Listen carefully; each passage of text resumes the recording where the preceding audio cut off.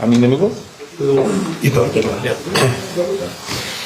Welcome everyone. Thanks for coming. We have Ruben Amorim and Diogo Dalot. Please identify who your question is for. Okay, let's go. Who wants to start? Simon. If you just wait for the microphone.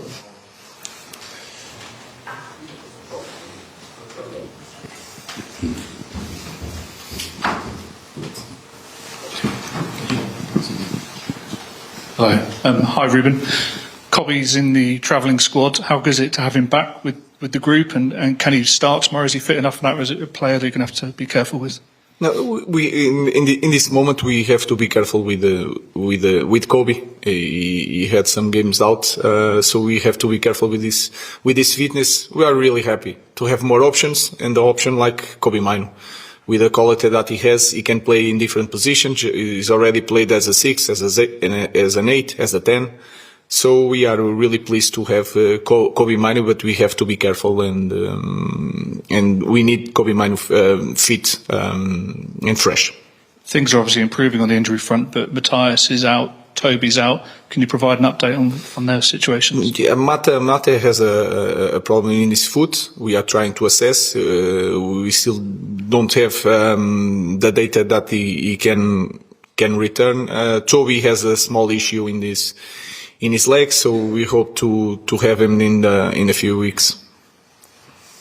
Jamie. Hi, Ruben. Just going back to Kobbie. You mentioned there you played him as a 10, for example. He started for England in the Euro finals as a sort of central midfielder. Can he play there properly for Manchester United, in your opinion? Do you view him as being able to play that position? Yeah, he can play. I think in England sometimes they play with 3 defenders also. It was more or less the same position, so he can play. Of course, we need to help him, and we need to find like a little bit like Casemiro in this moment is playing better because we are understanding better the way Casemiro can play, and I think we can do that with Kobbie because he has a lot of qualities. He's really good on the ball, but he also really good near the opponent's box. So we'll try to manage all that, to try to find the right space for a player like Kobbie. So I fully accept he's he's still a very young player, but having started for England in that final and done very well last season, when you say you need to help him, in which way exactly? Because he seems already, very good. Yeah, but I think that is also a little bit the problem. When I see Kobbie Mainoo, I see a lot of talent, but in the way I see it, I could be wrong. That's for sure. I see some things that Kobbie Mainoo has to improve. The pace during the game. He has qualities that we can use it. Like I said, in build-up, he needs to improve. Near the box, he has a lot of talent. And that's why I think he did a very good game in the Europa League in that position. So when I see Kobbie Mainoo, I see not as a full player in the moment because he's 19. And if I say to Kobbie, no, you are done, you are the final player, I think I'm not helping Kobbie. That's all. Beth. Diogo, you've been consistently available, injury-free for Manchester United. Cristiano Ronaldo has also name-dropped you as a player who he thinks a United player can reach the top of his game. What behaviours and what routines do you use to stay consistent, and do you try and teach these to the younger players who are coming into a busy schedule and big intensities in the game? I would say I started to become a little bit more obsessed about being available. I think that's the first step for you to be able to play, is being available. Obviously through some problems that I had during the first year, especially here at Man United, the first few seasons. That's why I had this mind switch a little bit in terms of being available physically.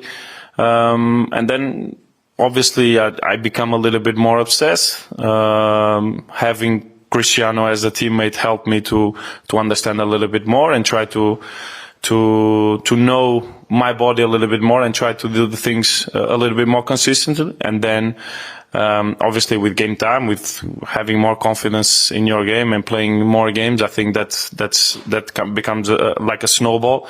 But overall, I try always to help my teammates. What I say all the time is that sometimes what can work for me cannot work for other teammate, because every person and every human being is individual.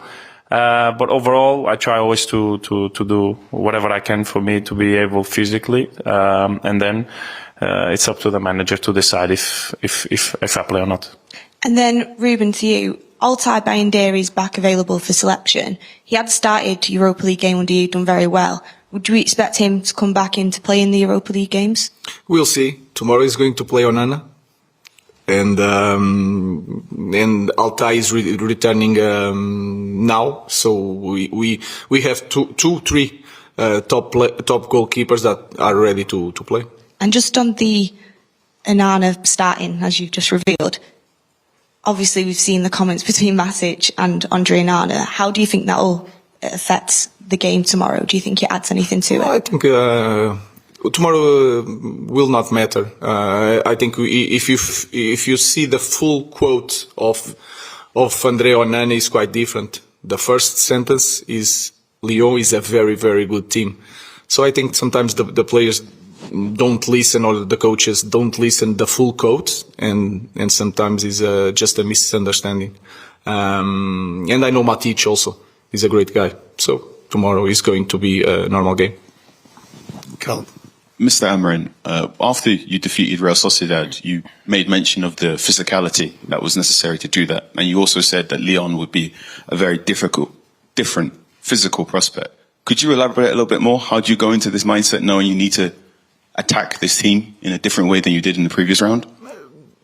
Yes, if you look, it just in that department is quite simple. If you look the team of Lyon, they are stronger, faster and bigger than Real Sociedad. They play a different football, but they have since Paulo Fonseca is here, they are winning most of the games. They are scoring more goals. They are suffering a few number of goals. So it's a strong team physically, but they have a type of game that is really based on possession. So it's going to be a different game, and you feel it against Real Sociedad. Sometimes you make a lot of runs with Rasmus, with Josh. To do that against this team is going to be harder to do it all the time, and we have to arrange other ways to win the game. Mr. Dalot, are you ready for that rearrangement, making those runs differently? Yeah, I'm always ready for every scenario. I think for you to be able now to go through in this competition, obviously games get more difficult, and at this stage you have to be ready to every scenario. Obviously we prepared well the game, and tomorrow I think if we're sharp in our minds physically, I think we can make a very good game.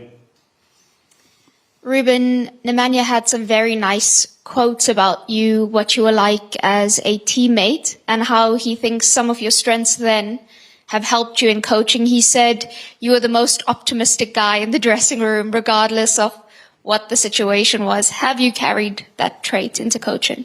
Yeah, that is clear. I'm always saying that we are going to win the Premier League, so you can see it that I'm really optimistic. So I think it's something that you born with that. You cannot change. You cannot fake it. You can fake it for a while, but through your life, you are who you are, and I'm like that. So I'm seeing things in the positive way.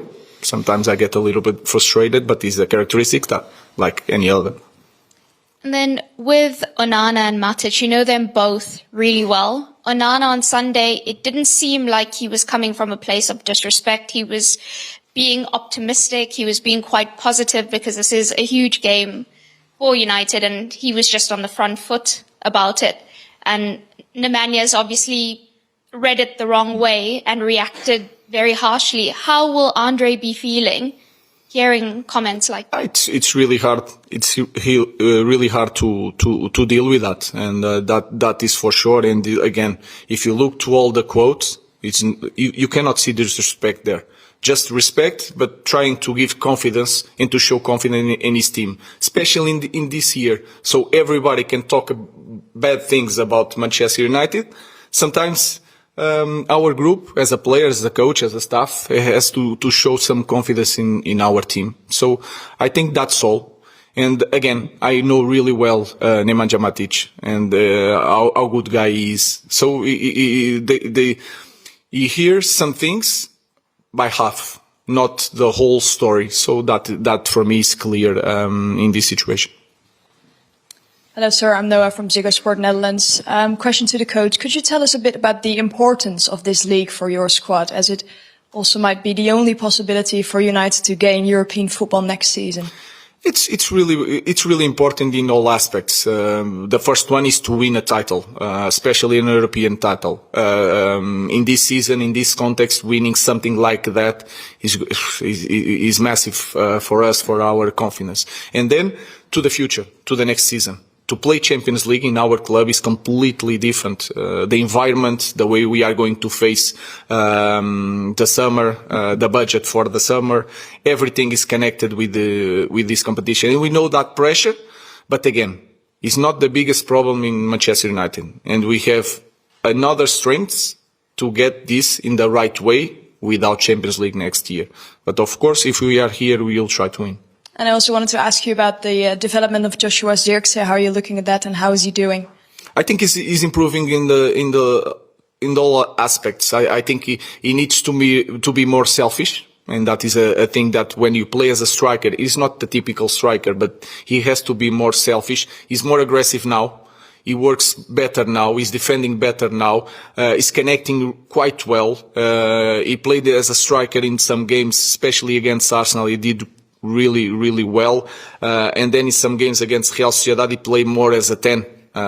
So he can adapt in different situations. So I see it in that Josh is improving, and is showing good things. Thank you. Last two, Pete, and then Rob. Question for Diogo. There's been a lot has been said about the lack of intensity in the derby on Sunday. Have you noticed a pick-up in intensity this week ahead of a crucial game, or has it been the same as it always has? I mean, I can tell you straight away that it was a really intense game. I was on the pitch, I run a lot, and my teammates run a lot. We fought really hard to be competitive that game. I think everybody in the stadium felt that we wanted to win the game. And I think we were really competitive. I mean, everybody's entitled to their opinion. You might like the type of game that was. You might have preferred that the game was a little bit more open. But if you ask Man City players and if you ask Man United players, I'm sure that everybody was with the right approach and right intensity to win the game. But at the same time, both teams respected each other a lot in terms of knowing that a little mistake, a little detail could define the game. And we were really aware that any slight inch of the pitch that we could give to Man City, they could score a goal and they could win the game. So we were very, very compact as a team. I think it was something that we've been improving a lot. We created enough, I think, to win the game. In the end, I understand as a fan that you watch a Man City, Man United winning 0-0 is not the same as a result with more goals. Obviously, everybody wants to see goals, but I would say that I felt inside the pitch the game was really intense, and we did everything to win. In the end, it was a draw. It's part of football. Last question, Rob. Hi, Ruben. Obviously, since you've come in, the results in the Europa League have been a lot better than perhaps they have been in the Premier League. Because you're asking the players to change the way they play a little bit, do you think they're finding it easier to play in the Europa League games, possibly because it's less intense or it's not as physical, and it's easier for them to kind of follow these new instructions that you're giving them? No, I think it's not nothing tactical. I truly believe it's the pace of the game, the physicality of the game, and you have, guys, we have the best league in the world. Sometimes the games you don't see a lot of intensity, but I can guarantee you that compares to some games that we had in the Europa League, and I have the data to talk about it. is completely different. And if you have one more second to think with the ball, is a different game. So until now, I don't know the game tomorrow, but until now, I felt a difference when we play Europa League and when we play any Premier League game. So that small space of time can give us an advantage to play better. Thank you. Thank you.